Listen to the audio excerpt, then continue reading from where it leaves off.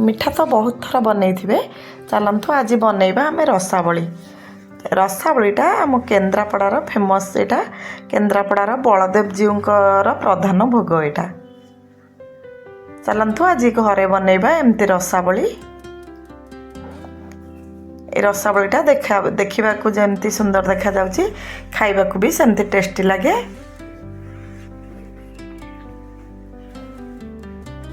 चलतु एबे बनइबा स्टार्ट करिबा।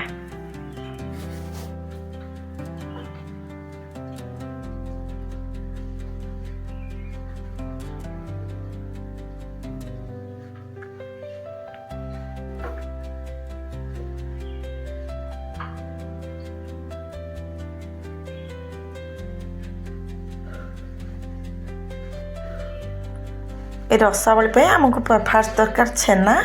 छेना छिड़ाइवाई मुझे किसी भिनेगार नौची। जी भिनेगार नौची सेतिकी पानी भी नौची।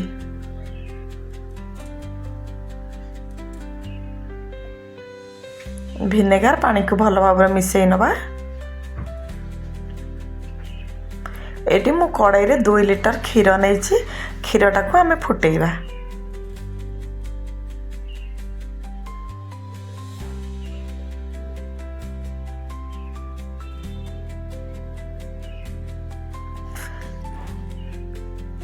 क्षीर को बेसी समय फुटेबानी बास गोटे थर फुटा पर्यंत आम फुटेबा।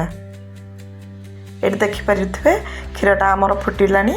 एबे आम गैस ऑफ करी भिनेगार पानी की दबा। भिनेगार पानी टिके टिके दउथिबा आम टिके गोलौथिबा।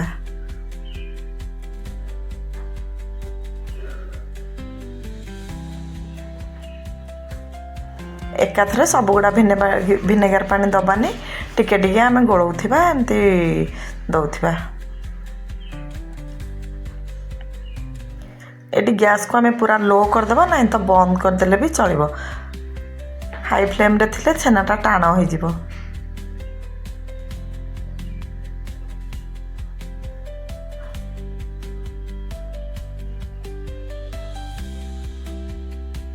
एटी देखि पारथबे हमर छेनाटा छिड़ी जाइछि।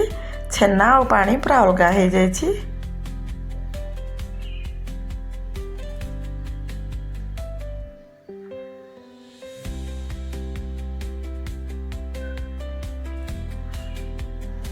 एबे आमे छेनाटा को छाणी नबा।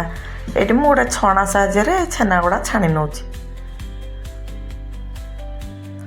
छेनाटा को छाणी सारा पर टिके ठंडा पानी रे धोईदबा। धोईदेले जो भिनेगारटा देइथिले तार स्मेलटा पळेइबो।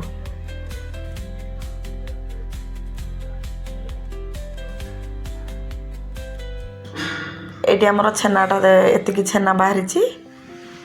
ए छेनाटा को आमे चकड़ी नबा। ठंडा करी एटा को चकड़ीबा।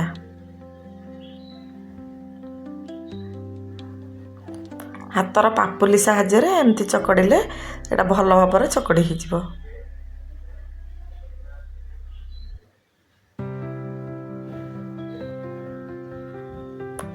एटी हमर छेनाटा अधा चकड़ी ही गेलानी। एबे आमे एथिरे किछि गुजराती गुंड ऐड करिबा।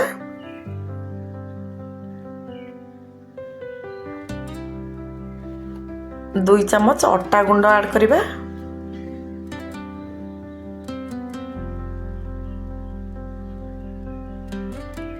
गोटे चम्मच सुजी ऐड करिबा। गोटे चम्मच चीनी ऐड करिबा।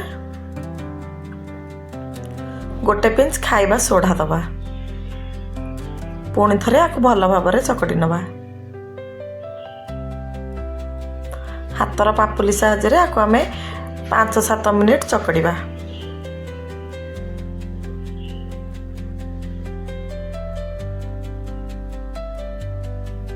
छेनाटा जेते भल भाव चकड़ीबा आमर मिठाटा सेते भल हबो।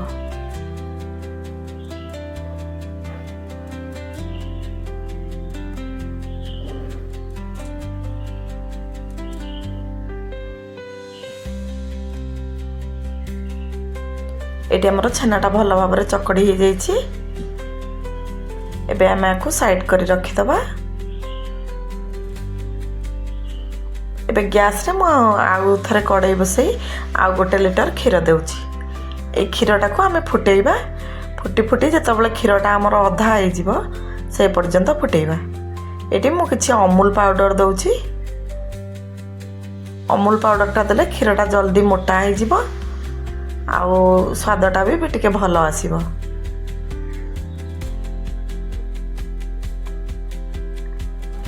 ଏ ଅମୁଲ ପାଉଡ଼ର ଦେଇ ସାରିଲା ପରେ କ୍ଷୀର ଆଉ ଅମୁଲକୁ ଭଲ ଭାବରେ ମିଶାଇ ନେବା।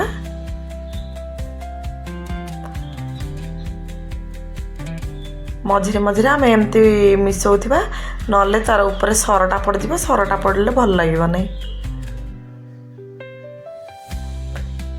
ଏଇଟା କ୍ଷୀରଟା ଫୁଟିବା ପାଇଁ ଛାଡ଼ି ଏବେ ଆମେ ଛେନା ଗୁଡ଼ା ବଲ୍ ପରିକା କରିଦେବା। ସମାନ ସାଇଜ୍ର ଆମେ ଗୁଳା ନେଇ ଗୋଟେ ଗୋଟେ ବଲ୍ କରିନେବା।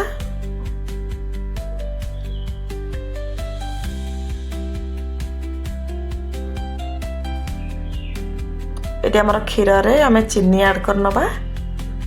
ଚିନି ଏଇଠି ମୁଁ 3 ଚାମଚ ଦେଉଛି।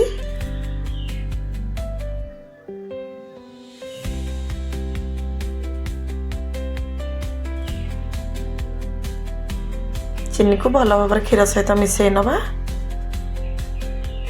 ମୁଁ ଏଠି କିଛି ଗୁଜୁରାତି ଛେଚା ଦେଉଛି।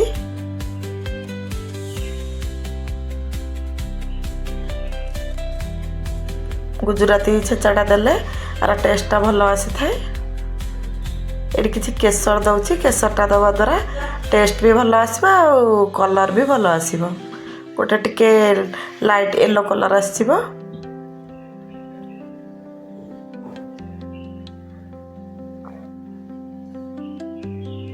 ଏଇଠି ଆମର କ୍ଷୀରଟା ରେଡ଼ି ହେଇଯାଇଛି। ଏବେ ଆମେ ଗ୍ୟାସ୍କୁ ସିମ୍ କରିଦେଇ ଛେନା ଗୁଡ଼ା ଛାଣି ନେବା।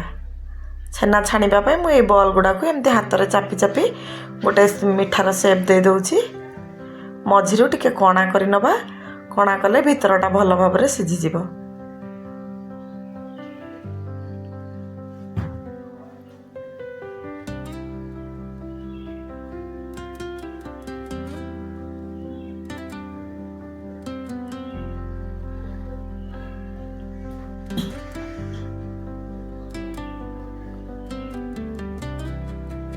ଏଠି ମୁଁ ଗ୍ୟାସ୍ରେ କଡ଼େଇ ବସାଇ କିଛି ତେଲ ଦେଉଛି। ମୁଁ ଏଠି ରାଇସ୍ ବର୍ନ ଅଏଲ୍ଟା ନେଇଛି, ସେଥିପାଇଁ କଲର୍ଟା ଏମିତି ଦିଶୁଛି। ଏଠି ଛେନା ଗୁଡ଼ା ସବୁଗୁଡ଼ା ମୁଁ ଏମିତି ହାତରେ ଚାପି ନେଇଛି। ଏବେ ଆମେ ଏଇ ତେଲଟାକୁ ମିଡ଼ିୟମ୍ ଗରମ କରିବା, ବେଶୀ ଗରମ କରିବାନି। ଏବେ ଗୋଟେ ଗୋଟେ କରି ଛେନା ଦେଇଦେବା। ବେଶୀ ଛେନା ଦେବାନି, ଯେତିକି ଆମ କଡ଼େଇରେ ଧରିବ ସେତିକି ଛେନା ହିଁ ଆମେ ଦେବା।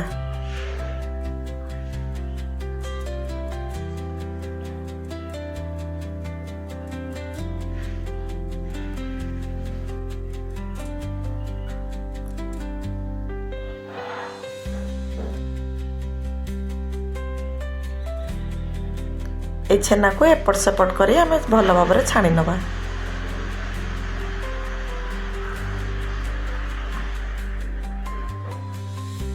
ଛେନାଟା ଏଠି ହେଇଗଲା ପରେ ଗୋଟେ ବ୍ରାଉନ୍ କଲର୍ ଆସିଯିବ।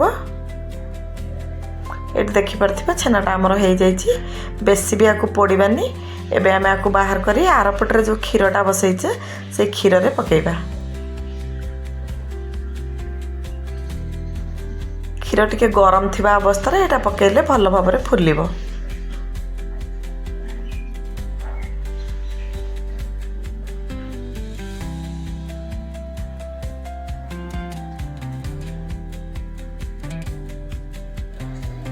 ଏମିତି ସବୁଗୁଡ଼ା ଛେନା ଆମେ ଛାଣି କ୍ଷୀରରେ ପକେଇ ନେବା।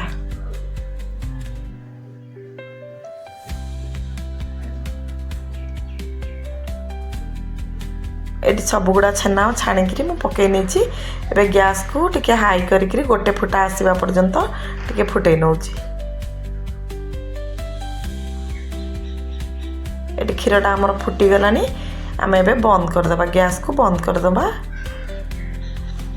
ମୋ ରେସିପିଟି ଆପଣମାନଙ୍କୁ ଯଦି ଭଲ ଲାଗିଥିବ ମୋ ଚ୍ୟାନେଲକୁ ଲାଇକ୍ ସେୟାର ସବସ୍କ୍ରାଇବ୍ କରିବେ।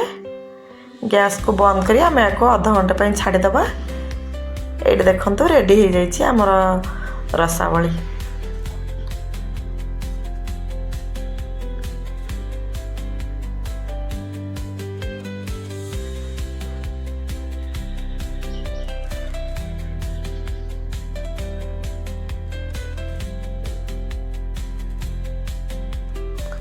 ରହୁଛି। ପୁଣି ଦେଖାହେବ ଗୋଟେ ନୂଆ ରେସିପି ସହିତ।